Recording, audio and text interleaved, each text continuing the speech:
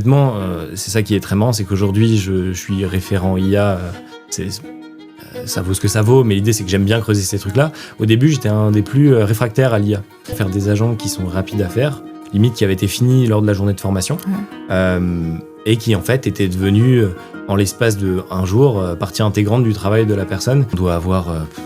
je sais pas compter le nombre d'agents. J'ai demandé à ce qu'on les recense, mais je les ai pas comptés. Je crois que vous en avez 90. 90. Salut Alex. Salut Tiffany. Merci de m'accorder un petit peu de ton temps pour Avec parler plaisir. de ce gros sujet de comment on aide tous les collaborateurs à travailler avec l'IA.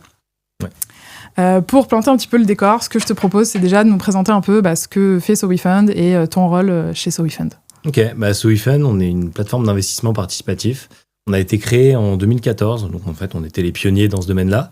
Et aujourd'hui, on est les leaders sur le domaine de l'equity. L'objectif, ça va être de démocratiser, d'ouvrir l'investissement participatif dans les startups à des investisseurs particuliers qui d'habitude n'ont pas la possibilité d'investir dans ce genre d'actifs et donc de diversifier leur participation. Voilà. Ok, trop bien. Et donc toi, qu'est-ce que tu fais concrètement chez SoWeFund ? Moi, chez SoWeFund, je vais être en charge de tout ce qui va être partie financière, opérationnelle. Donc, en fait, pour résumer, la finance, ça va être gestion du business plan, donc du BP, de la comptabilité, les échanges avec les experts comptables et les autres parties prenantes. On va avoir tout ce qui va être opérationnel, donc le suivi du bon déroulement des campagnes de levée de fonds, parce que forcément, des investisseurs particuliers vont investir au capital des entreprises, et ça, il y a pas mal de checks réglementaires, d'opérationnel, etc. Derrière, on va avoir tout ce qui va être négociation des éléments juridiques pour finaliser les opérations. Et ensuite, on va avoir le suivi du portefeuille. Ok, trop bien. Merci pour ces précisions. Et donc, combien de personnes vous êtes à peu près dans l'équipe pour qu'on ait une idée ? Aujourd'hui, on est une dizaine, plus ou moins, chez SoWeFund. Dans différents pôles, on est structuré comme une fintech et non pas comme un fonds VC, parce qu'on pourrait croire qu'on est un fonds VC. On est une fintech avec un pôle d'investor relation, un pôle marketing, un pôle de VC, donc qui va venir sélectionner les meilleurs deals de la place, et le core business, ce qu'on appelle le core business, ce que je fais, tout ce qui rapporte pas d'argent, ce que j'aime bien dire, mais qui est essentiel pour lier les deux ponts. Ok. Et donc, si on se projette début 2025, qui est à peu près la période dans laquelle on a commencé à travailler ensemble sur l'IA, ça ressemblait à quoi votre organisation, votre utilisation de l'IA à ce moment-là, donc début 2025, il y a un an à peu près? Notre utilisation, je pense que c'est comme la plupart des entreprises, l'utilisation de la plupart des entreprises qui découvrent l'IA, mais sans aller très loin dans le domaine, c'est-à-dire utiliser l'IA juste pour prompter. Poser des questions, l'IA nous répond, sans chercher à optimiser ce qu'on va utiliser, sans leverager la chose. Voilà.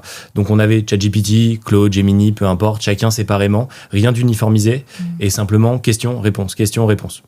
Ok, ouais, c'est ce que je vois dans beaucoup d'entreprises. Enfin, c'est un peu l'étape 1 où chaque collaborateur va un peu commencer à utiliser l'IA dans son coin, partager un peu les uns les autres. Et du coup, vous aviez déjà commencé, je crois, à faire des GPT personnalisés pour certaines tâches. Alors, en effet, on avait commencé, notamment pour simplifier des tâches et accélérer des tâches qui sont à faible valeur ajoutée, du rewarding, du rédactionnel.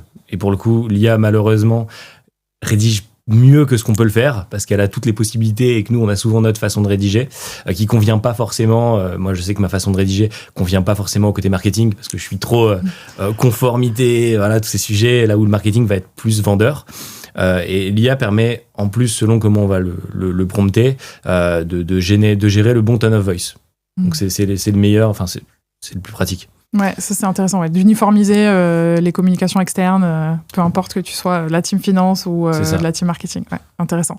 Ok. Et donc à ce moment-là, début 2025, donc vous en êtes là avec l'IA. C'est quoi un peu vos enjeux ? Qu'est-ce qui vous fait dire on a envie d'accélérer et donc de chercher à vous faire accompagner sur ces sujets ? Franchement, c'est tout bête, mais c'est de se dire, on a un management qui s'intéresse à ces sujets, qui voit l'évolution, qui le fait découler. Nous, on voit aussi l'intérêt de ces sujets-là. Et on se dit qu'on n'est pas assez efficient. On est une petite équipe, comparativement à d'autres acteurs du marché. Si on veut sortir notre épingle du jeu, il faut qu'on trouve des solutions. Chercher l'efficience, non pas l'efficacité, mais il y a toujours cette dimension temps dans l'efficience. Min-maxer les choses. C'est ce qu'on a cherché à faire. Donc on se dit, il y a plein de tâches qu'on fait, qui sont récurrentes, qui n'ont pas de valeur ajoutée à proprement parler, mais qui sont obligatoires à faire. Comment on peut les maximiser ? Et donc, c'est à ce moment-là qu'on se rencontre et qu'on commence à échanger sur le sujet. Et on va commencer à construire dessus. Ouais, ok, hyper intéressant. Et donc, quel a été le point de départ, le premier projet qu'on a fait ensemble? Le premier projet, en fait, c'est tout bêtement, mais c'est déjà comprendre notre activité, parce que c'est pas évident. On a une activité qui est très compliquée, très réglementaire, avec plein d'enjeux, parce que on doit défendre l'intérêt des investisseurs particuliers. En même temps, on a une autorité de régulation qui est hyper présente, et c'est normal, parce qu'il faut défendre les investisseurs particuliers. Et donc l'idée, c'est d'auditer qu'est-ce qu'on n'a pas, quels sont nos besoins principaux pour maximiser. Et nous, il s'est avéré que le besoin principal qu'on avait, c'est justement activité très compliquée, plein de connaissances, quelques personnes qui détiennent beaucoup d'éléments sur la boîte, mais du coup, qui font face à beaucoup de questions, qui font perdre du temps, question d'efficience à nouveau. Comment on peut faire? L'idée, c'est de poser tout le savoir sur papier. Et c'est de là qu'on a construit ce qu'on appelle le So We Know, parce qu'on aime bien faire des jeux de mots, comme So We Fund, etc. Et donc, on a créé le So We Know, donc une base de connaissances qui s'est transformée en agent, qu'on pouvait appeler, comme un agent traditionnel, pour répondre à nos questions sur notre activité. On a financé combien d'entreprises depuis la création de So We Fund, etc. Et qui nous a permis de construire par-dessus. Ok. Et donc, cet agent, c'est un knowledge management, en fait. L'idée, c'est de rendre accessible la connaissance de toute la boîte à n'importe qui. Et on va un peu, moi, j'aime bien dire le Google interne de l'entreprise. C'est ça. Donc, concrètement, comment on a fait pour le construire? L'idée, c'est de prendre toutes les personnes une par une, savoir qui détient quoi comme connaissance, et de forcer ces gens-là à le mettre sur papier. C'est bête à dire, mais c'est obligé de forcer les gens et de faire des rappels sur ça, parce qu'on va pas naturellement, tu peux demander à qui tu veux, mets-moi sur papier tout ce que tu sais, parce que je te promets, ça va être utile demain. La personne ne va pas avoir envie, c'est une perte de temps à l'instant T, évidemment, mais il faut le voir comme un investissement. Donc, on se met autour de la table, toi tu sais ça, toi tu sais ça, toi tu sais ça, ok, mets tout sur papier. On met tout sur papier et après, on met une ou deux personnes honneurs du projet qui vont être les leaders du projet en gros et qui vont challenger cette connaissance pour voir s'il n'y a pas des doublons, pour voir si la connaissance elle est réelle, qu'est-ce qui doit évoluer parce que parfois il y a de la data qui est obsolète qu'on pensait vraie mais qui ne l'est pas. Donc en plus, ça nous a permis de faire un audit global de nos process, tous ces sujets-là et de savoir ce qui pouvait être optimisé ou pas. Ouais, alors, pour ceux qui nous écoutent, je pense que ça peut faire un peu peur de se dire « Ah, il faut que je mette toute mon équipe autour de la table pour mettre sur papier ». La réalité, je me souviens, quand on a commencé à travailler ensemble, t'avais déjà des process qui étaient quand même déjà bien écrits. Parce que ne serait-ce que quand tu fais un onboarding de nouveaux collaborateurs, il faut qu'ils sachent un petit peu comment on fait ça, etc. Donc, t'avais déjà des choses. C'est ça, c'est qu'on part pas de zéro, c'est pas from scratch. L'idée, c'est d'avoir quelques personnes qui déjà de base aiment bien poser la connaissance sur papier. Et de toute façon, pour en effet toutes les personnes qui nous écoutent, quand vous êtes dans une entreprise qui a des onboarding à faire, des nouveaux arrivants, CDI, stagiaires, alternants, évidemment, il faut leur passer le savoir. Et le savoir, on peut pas le passer comme c'était fait avant avec des passeurs de savoir de vive voix. Non, on le met sur papier parce que c'est le plus efficace et pour ne pas oublier parce que évidemment, personne n'est irremplaçable, mais à un moment donné, si la personne qui détient tout le savoir part, c'est compliqué. Donc, c'est aussi une assurance de tout poser sur papier. Et je trouve que ça vient chercher, du coup, quand on se dit, on va mettre de l'IA, des agents IA, c'est la première chose que nous, on voit avec toutes les boîtes. On dit, en fait, il faut que vos process ils soient documentés quelque part. Souvent, il y a plein de boîtes où c'est fait, mais quand même, souvent, c'est un gros problème pour plein de boîtes. Et du coup, moi, je trouve que c'est un bon problème à traiter, en fait, parce que sinon, tu traînes un peu une espèce de dette de savoir. Et comme tu dis, s'il y a un collaborateur qui s'en va, il a tout le knowledge, et il part avec son knowledge. Et puis, les juniors posent toujours les mêmes questions aux seniors et tout. Donc, je trouve que l'IA te force, en fait, à faire ce travail-là. Et peut aussi t'aider. Je me souviens que vous aviez des enregistrements de calls de passation. Avec un ancien collaborateur qui était parti et avant qu'il parte, il vous avait transmis un petit peu les façons de faire. Et on avait pris les transcriptions de ces calls-là pour le transformer en fait en process, quoi. C'est ça, en fait, c'est ça qui est intéressant, c'est ne pas... et ça, c'est un peu le fil rouge que j'aimerais partager, c'est prendre du recul et essayer de... C'est un peu une sorte de mise en abîme sur le truc, une IA-ception, on va appeler ça comme ça, de pourquoi ne pas utiliser l'IA à bon escient, toujours pour accélérer le fait de mettre sur papier la chose. Typiquement, c'est le cas que tu donnais. Pourquoi, quand il y a des calls de passation, vous onboardez un nouveau stagiaire, un nouveau CDI, etc., vous vous enregistrez pas dans une visio où il y a personne, vous mettez le transcript, et simplement, après, vous avez le transcript et vous pouvez l'utiliser l'IA va naturellement trier et retirer tout ce qui est bruit, tout ce qui est discussion qui n'ont pas d'intérêt professionnel, mais qui au moins permettent d'avoir directement la chose sur papier. Et c'est plus facile d'en parler et de l'expliquer que de le mettre sur papier. Totalement. Ok, donc ça, c'était la première grosse étape déjà, donc créer toute cette base de connaissances. Ensuite, on a créé un agent qui allait dans cette base de connaissances pour répondre aux questions des collaborateurs. Il y a eu l'étape de, maintenant cet agent existe, comment on fait en sorte que l'équipe l'utilise ?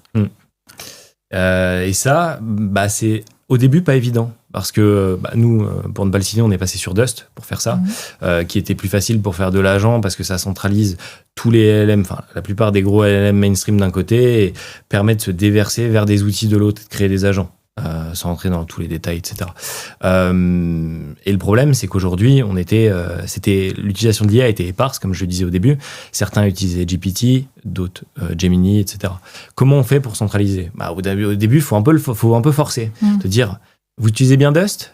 Ah non, il y en a qui utilisaient encore ChatGPT. Utilisez Dust, vous allez voir, c'est bien.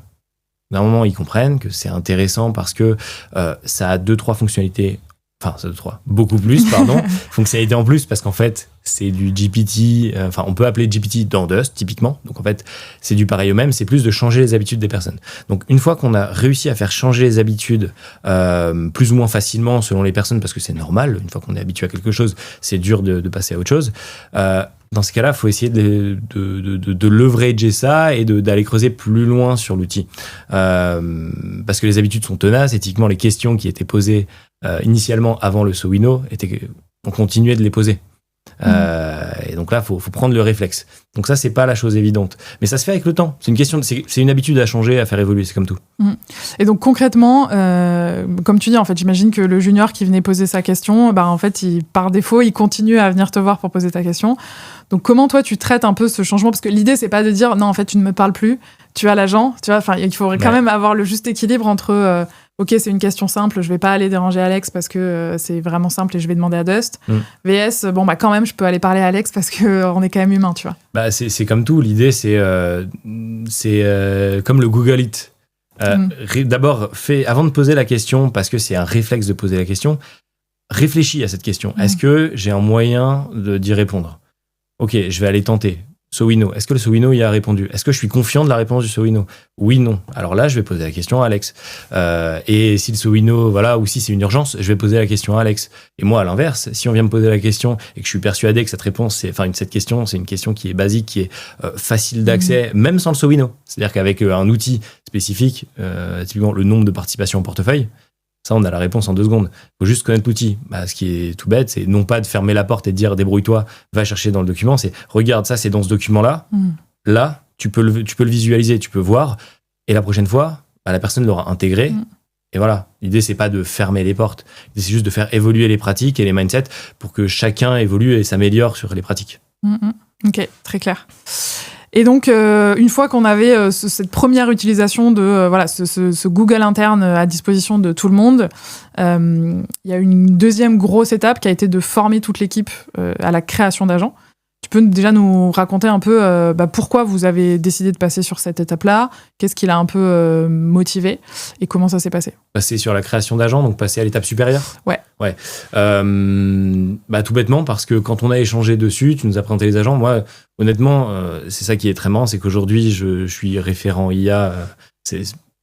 Ça vaut ce que ça vaut, mais l'idée, c'est que j'aime bien creuser ces trucs-là. Au début, j'étais un des plus réfractaires à l'IA. Non pas parce que j'avais peur de perdre mon job ou quoi, mais simplement, j'avais pas forcément creusé le truc. Je me suis dit que ça allait pas forcément faire des meilleures analyses que nous ou des meilleures choses que nous. Et en fait, c'est en creusant qu'on se rend compte que, évidemment, c'est comme tout, il y a des points positifs, des points négatifs, et on en tire ce qu'on en veut.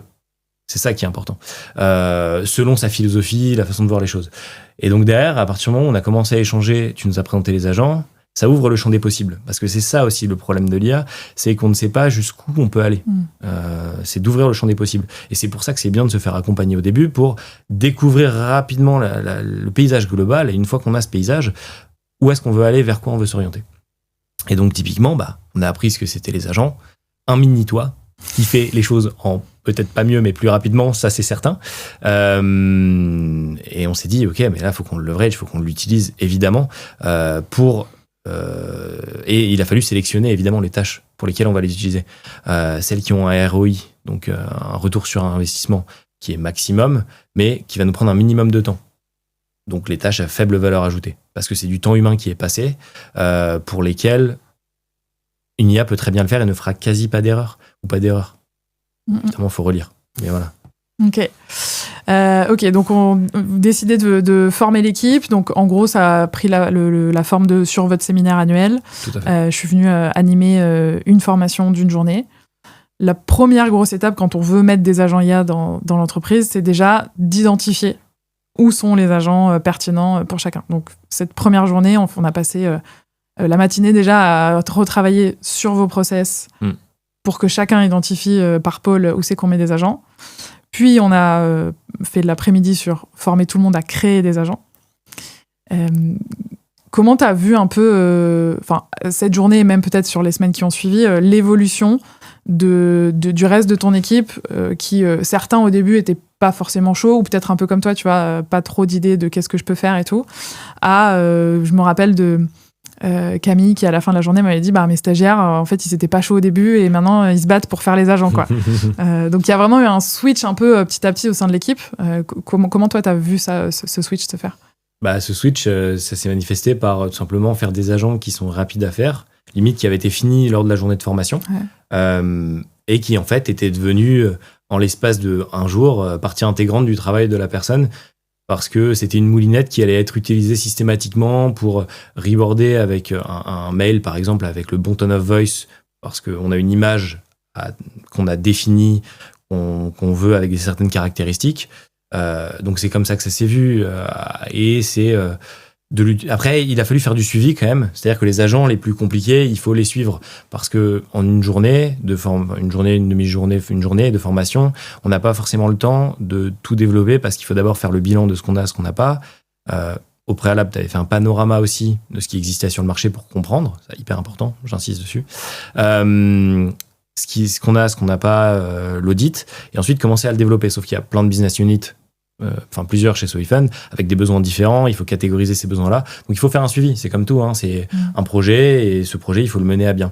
Mais pour le coup, une fois que ça a été développé, à minima les agents avec fort ROI et faible temps à allouer à ça, mais c'est devenu partie intégrante dans notre quotidien. C'est-à-dire qu'aujourd'hui, tu as forcément un onglet Dust ouvert, parce qu'on utilise Dust, il y a d'autres agents, d'autres outils, mais nous on aime beaucoup Dust. On a systématiquement, moi j'ai un écran avec Dust à côté, quoi. Dust et Slack. Donc c'est vraiment hyper utile. Ok. Et quelle a été un peu la réaction de l'équipe? Tu vois, il y a eu certaines personnes qui étaient hyper enthousiastes, d'autres réticentes. Enfin, tu vois, si on doit un peu se projeter dans des dirigeants qui nous écoutent ou des personnes sur des postes de management qui ont un peu peur, tu vois, de qu'est-ce que va penser mon équipe si je leur propose demain une formation IA, etc. Toi, tu peux nous dire, c'était quoi un peu les réactions au global et comment ça a évolué?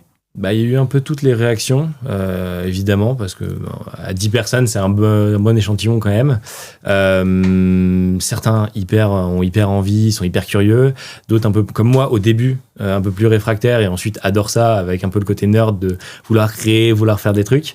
Et d'autres plus réticents, plus par méconnaissance que par mauvaise volonté.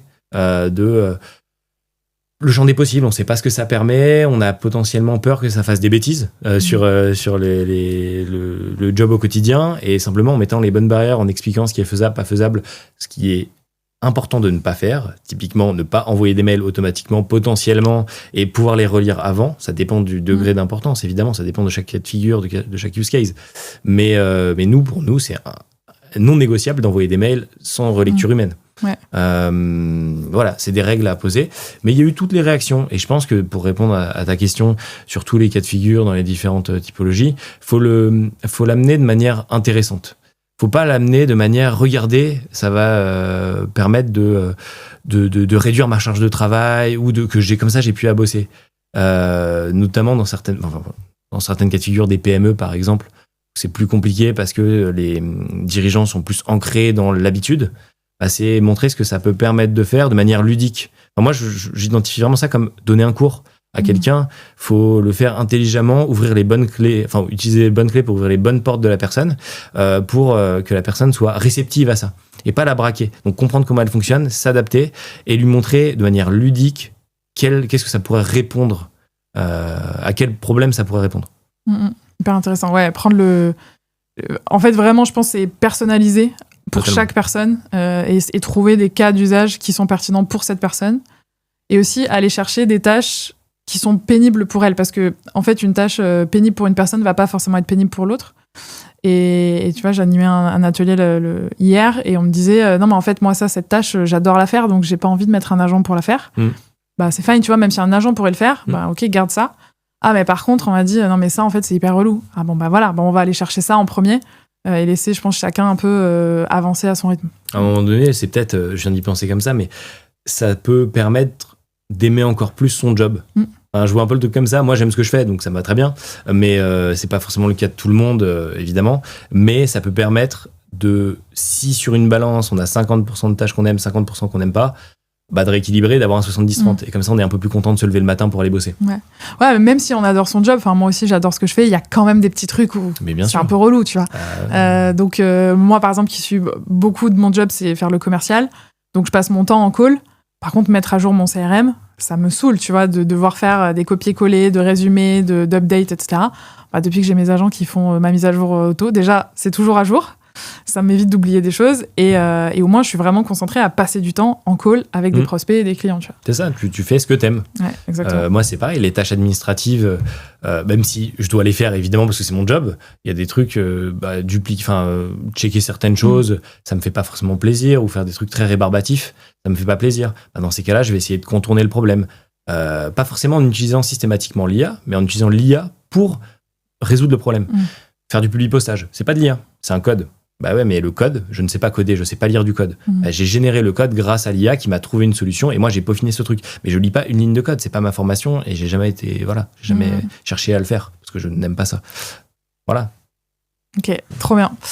Et aujourd'hui, du coup, vous en êtes où là de l'usage de l'IA chez SoWeFund ? L'usage de l'IA, pour le coup, il s'est extrêmement démocratisé, c'est-à-dire qu'on doit avoir... je n'ai pas compté le nombre d'agents. J'ai demandé à ce qu'on les recense, mais je ne les ai pas comptés. Je crois que vous en avez 90. 90. Bon, il y a peut-être dans le lot. Je ne sais pas tous les agents, mais en tout cas, sur l'espace, j'ai regardé la semaine dernière et il y en a 90 de créés. Voilà. Donc, en fait, et notamment, c'est intéressant, justement, ces 90-là. Parce que peut-être que sur les 90, il y en a 50 qu'on utilise. Mais les 40 restants, ils ont servi à quelque chose. À commencer à apprendre, à comprendre comment ça fonctionne pour build des agents encore plus compliqués. C'est ça l'objectif, c'est juste de construire il y a une pyramide et de construire au fur et à mesure. Le Sowino, il a servi à ça. Et justement, pour reboucler avec ta question, ce Sowino-là, c'est la base de connaissances qui, oui, était longue, et encore, c'était pas très long à mettre en place, c'était de la structuration. C'est normal de structurer pour grossir ensuite, comme une entreprise. Il faut structurer l'entreprise pour réussir à grossir. Si la base n'est pas solide, ça va s'effondrer. Et donc, grâce au Sowino, en fait, on a construit des agents par-dessus. Pour répondre à nos problèmes. Certains sont plus utilisés que d'autres, mais je prends mon cas typiquement, tous les 2 jours, je vais avoir 4-5 agents qui vont tourner, qui me permettent d'être sûr que certains, et c'est pas pour moi spécifiquement, mais pour les business units de certains sujets, être sûr qu'on passe pas à côté de certains éléments clés. Ou faire de la veille, des agents de veille automatique, des choses comme ça, qui permettent d'être meilleur au quotidien sans perdre de temps. Et donc aujourd'hui, pour tous les pôles, c'est ça. Et si on étend à autre chose, on utilise beaucoup Dust, évidemment. Mais il y a d'autres outils, typiquement Lovable, on l'utilise aussi beaucoup. C'est les 2 outils qu'on utilise principalement, qui permettent de faire des démos, des V1, un peu pour l'UX et l'UI qu'on souhaite avoir, avant de le donner à nos devs. Voilà, c'est des use cases typiques. Et ça prend... une demi-journée d'avoir une belle première V1 qui permet de challenger pour évoluer, j'en sais rien, sur de la qualité du site internet, des nouveaux produits, des nouvelles offres, des choses comme ça. Ok.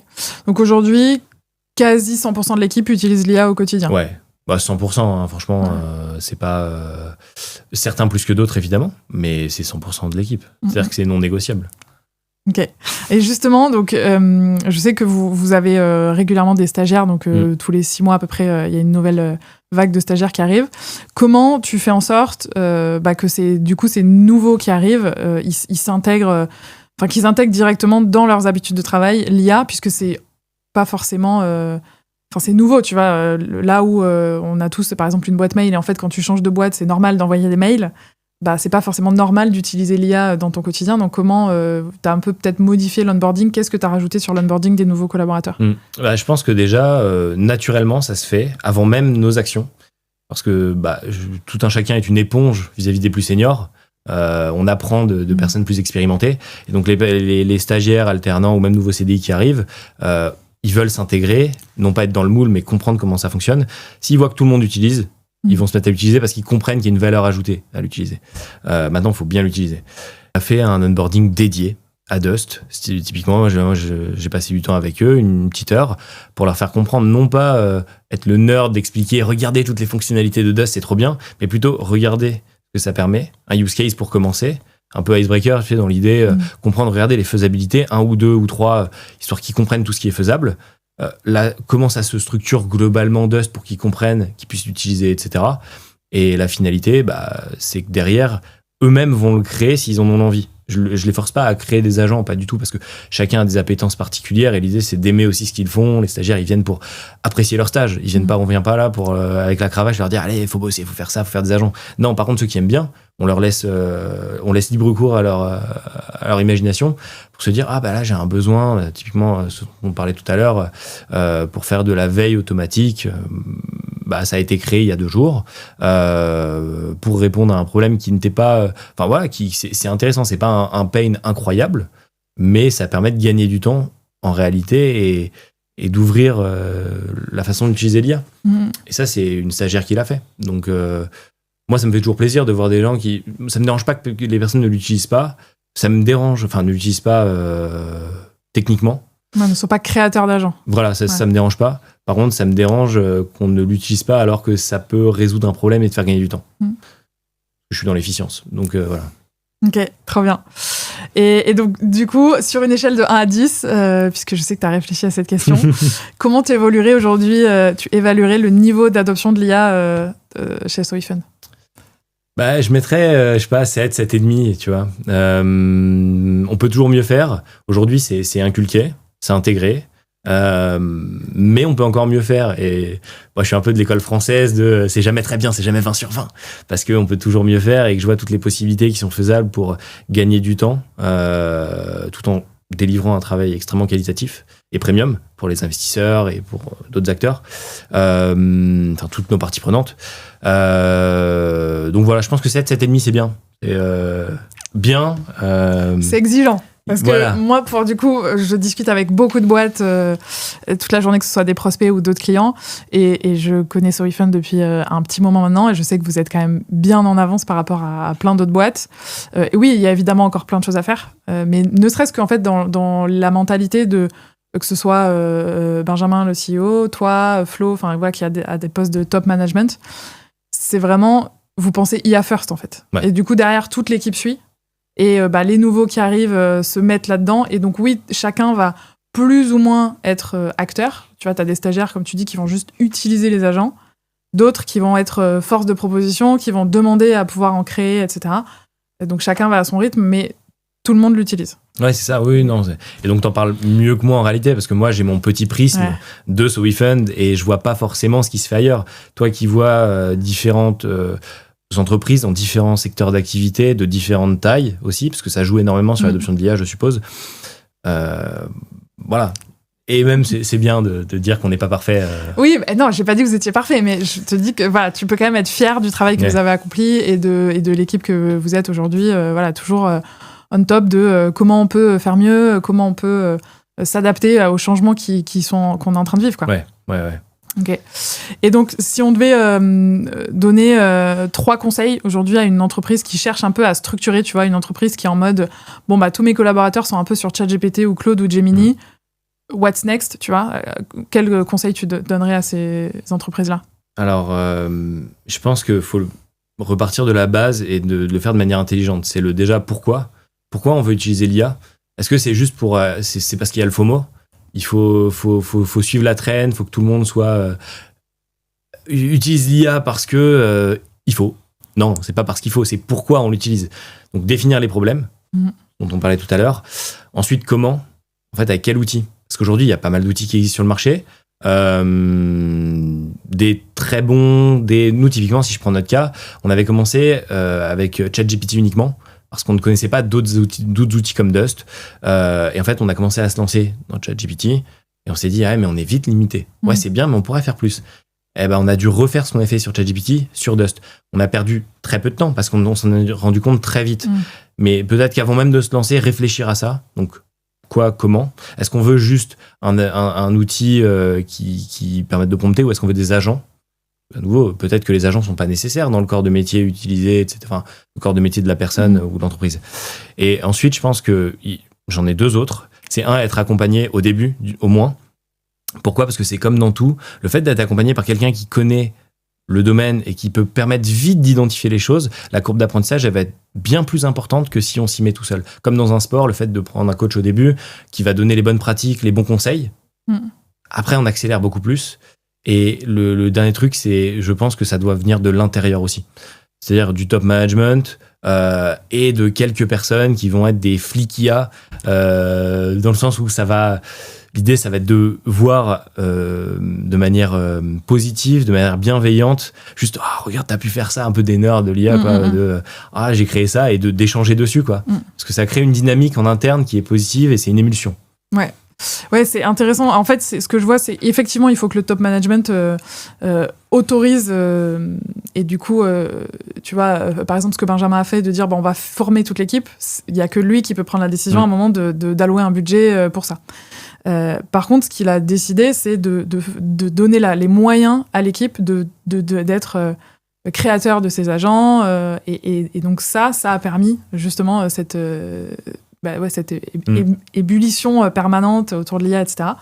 Et d'avoir en effet ces 2-3 champions IA, tu vois, qui vont aller vraiment on top. Donc voilà, toi, Flo, j'imagine, et que vous partagez beaucoup, regarde ce que j'ai fait, etc. Ça permet, comme tu dis, de créer une envie chez les autres qui petit à petit deviennent aussi de plus en plus utilisateurs, quoi. C'est ça. Et après, par contre, évidemment, on peut pas forcer des personnes qui n'ont pas l'appétence, mais c'est pas l'objectif. Ouais.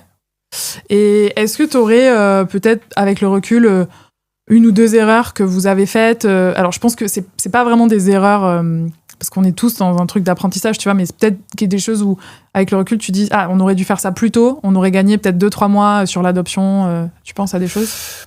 C'est une bonne question. Ça, c'est certain qu'on pourrait toujours dire si j'avais su, j'aurais fait comme ça. Ouais. Je pense que ça va, on s'en sort plutôt bien pour le coup. Le truc, c'est peut-être d'utiliser ChatGPT au tout début, mais en fait, on n'a pas perdu trop de temps. On a été très vite à utiliser l'IA, en fait. Peut-être que, oui, en effet, moi, et c'est un truc que j'ai aujourd'hui, c'est que, mais parce que j'aime ça et que ça m'intéresse de créer et de comprendre, et des trucs un peu techniques et tout. Mais encore aujourd'hui, je pense qu'on pourrait accélérer bien plus vite si on s'allouait vraiment, enfin, tout le monde se mettait un peu vraiment en bulle de trucs. Et je comprends qu'en fait, tout le monde ne puisse pas le faire. Mais Flo et moi, par exemple, de notre côté, on a forcément le temps pour passer une semaine entière sur toutes les BU et à tout construire et à créer des agents orchestrateurs de partout et faire plein de trucs. Donc, c'est un fait, c'est comme ça. Et je pense qu'on s'en sort bien, comme tu dis. Je suis très content de ce qui se fait aujourd'hui et d'où on en est. Je suis très content d'avoir pu... On a une structure très horizontale sur le sujet, donc en fait c'est très facile de faire les choses et d'accélérer. On a vraiment les mains libres surtout, et c'est ça qui est aussi important. Faut le voir comme un jeu. Voilà. Ça c'est intéressant là, ce que tu dis, la structure horizontale. En fait, c'est que vous avez les mains libres sur... Tu penses que tu as un besoin sur un truc, hop, tu vas aller créer ton agent. T'as pas besoin de remonter la demande à... top management, demander l'autorisation et c'est ça qui vous permet en fait d'aller très vite. C'est ça. En fait, c'est évidemment on commence à toucher on a de la donnée sensible aussi au global, et donc faut pas faire n'importe quoi. Il faut le faire intelligemment dans les normes réglementaires, etc., ce qui est normal parce que c'est l'objectif. Par contre, en effet, s'il y a un besoin particulier, ce dont on parlait tout à l'heure, typiquement d'une stagiaire qui a fait son agent, etc., et que l'agent, en fait, on va le conserver, hein, évidemment, et on va l'utiliser dans 1 an, il sera toujours là parce que c'est un vrai besoin qu'on a.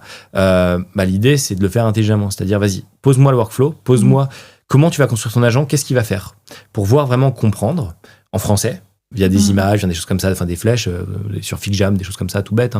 Et à l'issue de ça, on en parle. Est-ce que c'est dangereux ou pas? Bon, c'est pas dangereux, vas-y, fais-le. Et attention aux droits qu'on donne dans ce truc-là. Mais c'est les seuls warnings que j'ai à donner sur ces sujets-là parce que j'y fais très attention. Par contre, oui, tout le monde peut venir et c'est ça l'objectif. On l'a eu pour tout. C'est toute personne qui arrive chez nous se doit d'être force de proposition. C'est comme ça qu'on fonctionne, c'est comme ça que c'est notre moteur, c'est comme ça qu'on va développer des choses. C'est que même la personne qui vient d'arriver depuis 2 jours et qui pense qu'il faudrait plutôt le faire comme ça que comme ça parce qu'il y a un outil qui existe ou que c'est plus efficace comme ça, mais vas-y. Mais juste, il faut développer le projet de A à Z. Enfin, tu le fais vraiment. C'est pas juste je vais dire et je vais pas le faire. Non, je vais le faire et je le fais à 100%. Trop bien, ok. Et dernière question pour conclure, peut-être un peu plus philosophique. Comment tu vois évoluer peut-être SoWeFund, peut-être ton métier à l'ère de l'IA là, dans les 2-3 prochaines années? Je pense que évidemment il y a une grosse peur de ça, Schumpeter, la destruction créatrice, etc. On l'a vu avec tous les caps de conseil, les McKinsey, etc., avec beaucoup de licenciements. C'est un fait, c'est réel. Ce qu'il faut aujourd'hui, c'est pour ne pas être dépassé, comprendre ce que c'est, ne pas être fermé. Pas forcément que vous soyez des cracks en IA et l'utiliser pour tout, être trop fort. Non, juste comprendre ce que c'est, parce que c'est un vrai critère d'employabilité demain. Peut-être qu'aujourd'hui, ça l'est pas réellement. Enfin, ça l'est pas. C'est pas mandatory, c'est pas obligatoire. Par contre, c'est un vrai plus. Et demain, ça deviendra peut-être obligatoire et ce sera la norme, comme d'autres choses. Et mon métier en soi, je pense qu'aujourd'hui, l'IA remplace pas les humains. Ça dépend pourquoi, évidemment. Genre faire des slides, peut-être, oui. Mais est-ce que les slides ont une vraie valeur ajoutée, de faire plein de slides très jolis? Je suis pas sûr. Je pense que l'idée, c'est d'être acteur et pas d'être présentateur de choses. Donc l'IA, c'est un outil, c'est comme tout. Je pensais à ça justement. C'est un peu comme un arc avec une flèche, tu sais, où en fait, la flèche, ça va être l'IA, mais c'est toi qui décoches la flèche, c'est toi qui oriente la flèche. Ah, c'est une bonne métaphore, j'aime bien. Et je vois vraiment ce truc-là, c'est toi qui es acteur de ce truc-là, qui a les idées et qui le drive. L'IA, on n'est pas dans les robots où elle va nous remplacer. Aujourd'hui, on n'y est pas. Je sais pas demain et je suis pas devin, je vois pas dans le futur. Mais par contre, franchement, faut pas en avoir peur et il faut l'accepter, l'utiliser. C'est intéressant, c'est comme tout, faut l'utiliser à bon escient. Et moi, c'est vraiment un truc que j'aimerais mettre en avant aussi, c'est que moi, de ce que je vois, là, je vous sors des stats de mon chapeau, évidemment, mais quand je vois les trucs, on va faire de l'analyse de données, il y a 95% de la donnée qui est très bien, on va avoir 3% plus ou moins fausse, et on a 2% complètement fausse. Il a inventé des chiffres ou fait des choses comme ça. L'IA se trompe. Pas tout le temps, mais se trompe quasi systématiquement, au moins à un endroit, sur des gros éléments. Donc, il faut toujours rechecker derrière. Et donc voilà, c'est un outil, pas une fin en soi. Ouais. Bah, trop bien. Merci pour ces bonnes paroles. J'ai rien à rajouter. C'était trop cool. Merci pour ton temps. Merci à toi. Avec plaisir. Allez, à bientôt.